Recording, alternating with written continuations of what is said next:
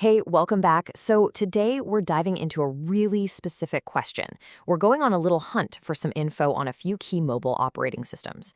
But here's the twist. We can only use one specific source document to find our answers. So let's jump in and see what we can dig up.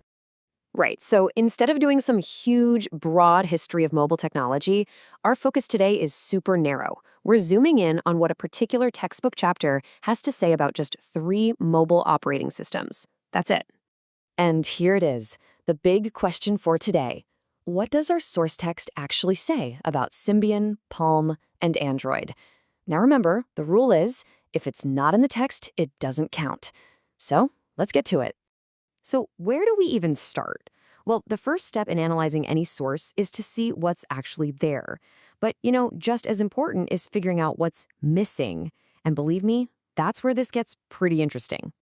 Okay, first things first, let's talk about Symbian and Palm.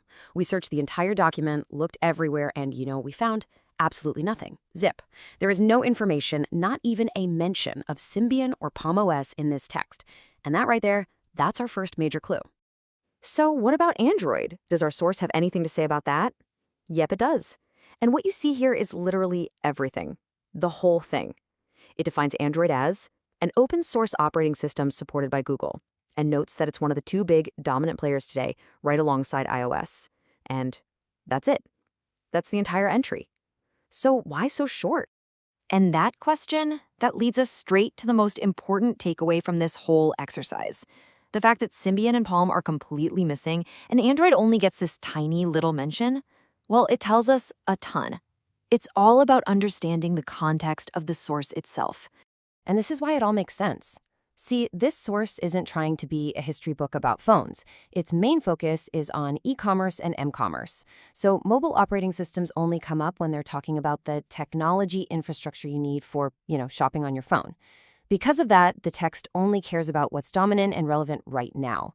That means Android and iOS get a mention, while older systems like Symbian and Palm just aren't part of the conversation.